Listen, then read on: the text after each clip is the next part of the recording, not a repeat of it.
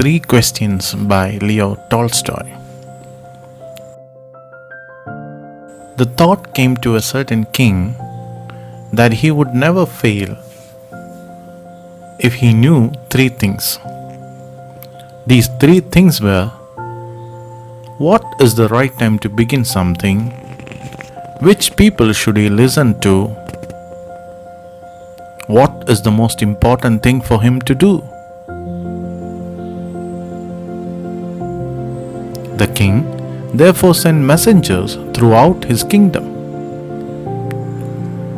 promising a large sum of money to someone who would answer these three questions. Many wise men came to the king, but they all answered his questions differently.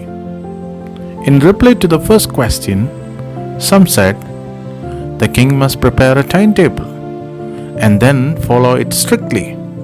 Only in this way, they said, could he do everything at its proper time. Others said that it was impossible to decide in advance the right time for doing something. The king should notice all that was going on, avoid foolish pleasures, and always do whatever seemed necessary at that time. Yet others said that the king needed a council of wise men who would help him act at a proper time.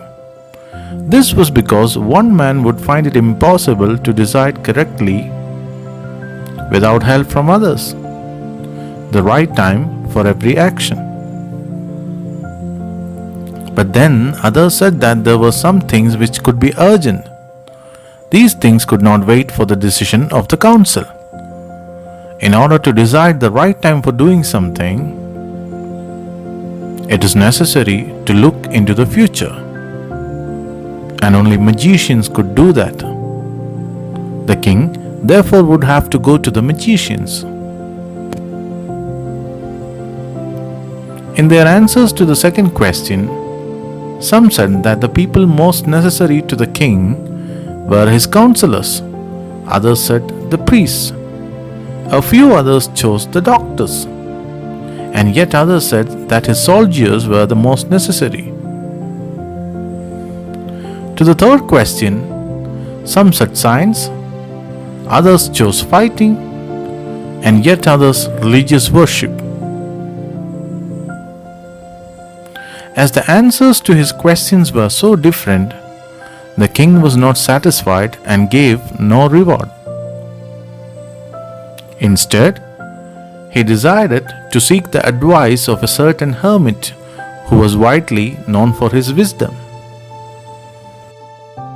The hermit lived in a wood which he never left. He saw no one but simple people. And so the king put on ordinary clothes. Before he reached the hermit's hut, the king left his horse with his bodyguard and went on alone. As the king came near the hermit's hut, he saw the hermit digging the ground in front of his hut. He greeted the king and continued digging. The hermit was old and weak, and as he worked, he breathed heavily. The king went up to the hermit and said, "I have come to you, wise hermit, to ask you to answer three questions. How can I learn to do the right thing at the right time? Who are the people I need most, and what affairs are the most important?" The hermit listened to the king, but did not speak.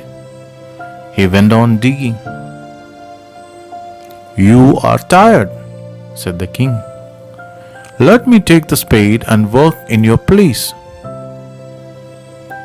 "Thanks," said the hermit, giving the king his spade. Then he sat down on the ground. When the king had dug 2 beds, he stopped and repeated his questions. The hermit gave no answer, but stood up stretching out his hand for the spade, and said, "Now you rest and let me work." But the king did not give him the spade and continued to dig. 1 hour passed, then another. The sun went down behind the trees, and at last the king stuck the spade into the ground and said, "I came to you, wise man, for an answer to my questions. If you can give me no answer, tell me so, and I'll return home." "Here comes someone running," said the hermit. The king turned round and saw a bearded man running towards them. His hands were pressed against his stomach, from which blood was flowing. When he reached the king, he fainted and fell to the ground. The king and the hermit removed the man's clothing and found a large wound in his stomach. The king washed and covered it with his handkerchief, but the blood would not stop flowing. The king redressed the wound until at last the bleeding stopped. The man felt better and asked for something to drink. The king brought fresh water and gave it to him. By this time the sun had set and the air was cool. The king, with the hermit's help, carried the wounded man into the hut and laid him on the bed. The man closed his eyes and lay quiet. The king, tired by his walk and the work he had done, lay down on the floor and slept through the night. When he awoke, it was several minutes before he could remember where he was or who the strange bearded man lying on the bed was. "Forgive me," said the bearded man in a weak voice. When he saw that the king was awake, "I do not know you and have nothing to forgive you for," said the king. "You do not know me, but I know you. I am that enemy of yours who swore revenge on you, because you put my brother to death and seized my property. I knew you had gone alone to see that hermit, and I made up my mind to kill you on your way home. But the day passed and you did not return. So I left my hiding place, and I came upon your bodyguard who recognized me and wounded me. I escaped from him, but I should have died if you had not dressed my wounds. I wished to kill you, and you have saved my life.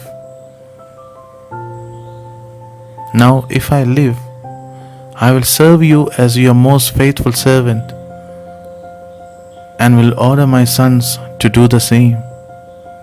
Forgive me." The king was very happy to have made peace with his enemy so easily, and to have won him over as a friend. He not only forgave him, but said he would send his servants and his own doctor to look after him, and he promised to give back the man his property. Leaving the wounded man, the king went out of the hut and looked round for the hermit. Before going away, he wished once more to get answers to his questions. The hermit was on his knees, sowing seeds in the beds that had been dug the day before. The king went up to the hermit and said, "For the last time I beg you to answer my questions, wise man." "You have already been answered," said the hermit, still bending down to the ground and looking up at the king as he stood before him. "How have I been answered? What do you mean?" "Do you not see?" replied the hermit. If you had not pitied my weakness yesterday and had not dug these beds for me, you would have gone away. Then that man would have attacked you, and you would have wished you had stayed with me. So the most important time was when you were digging the beds. And I was the most important man. And to do me good was your most important business.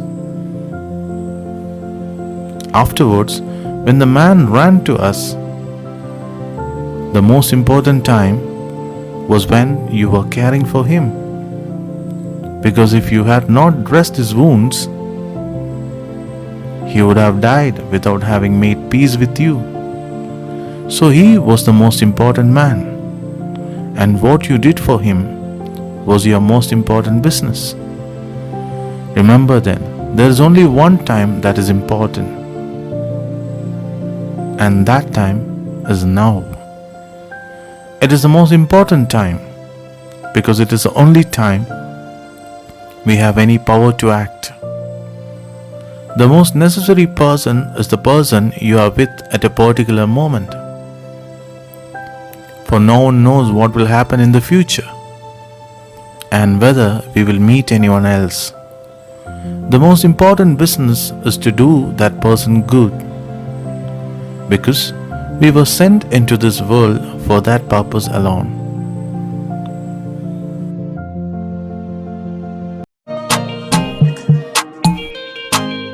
Thanks for watching. Please do subscribe to our channel.